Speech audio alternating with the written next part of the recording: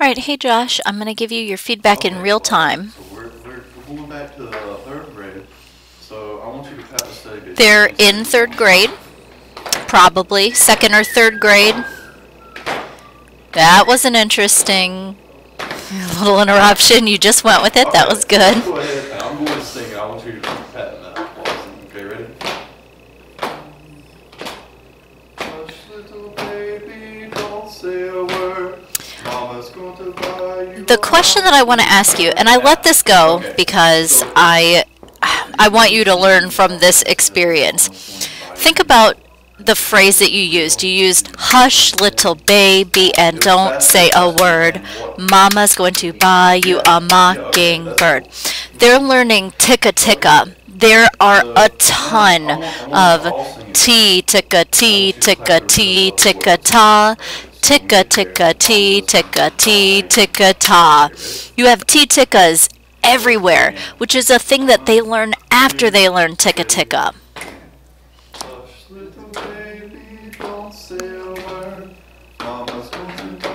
I mean, it's a good example of ticka ticka because it's the only ticka ticka in the line, but you're having them pay attention to the rhythm.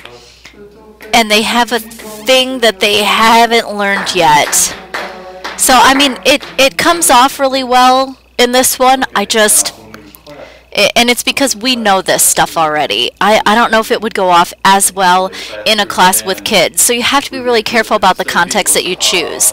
I wanted to let it go because I wanted to see how well it would come off in our class.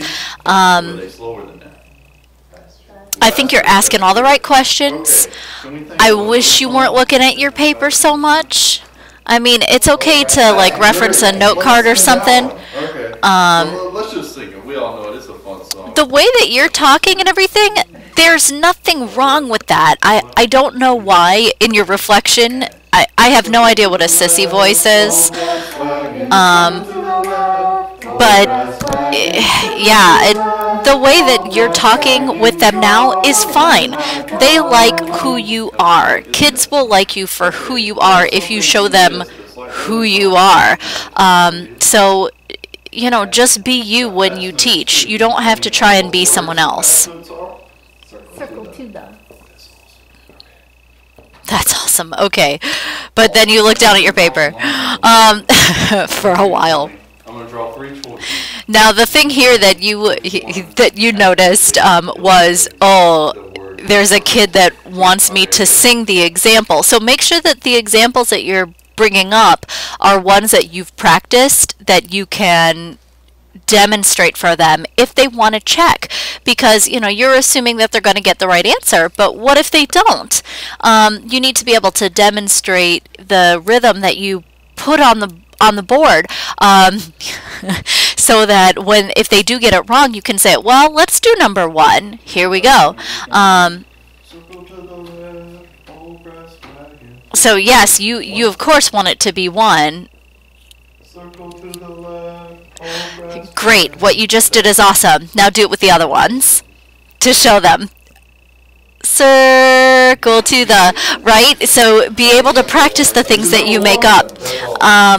So yeah, that was the thing. You realized it right after. Just be able to do that. There's nothing wrong with the way that you talk. Know your lesson well enough so that you don't need to look at the paper so often, but it's a sound, it's well sequenced the way that you're doing it.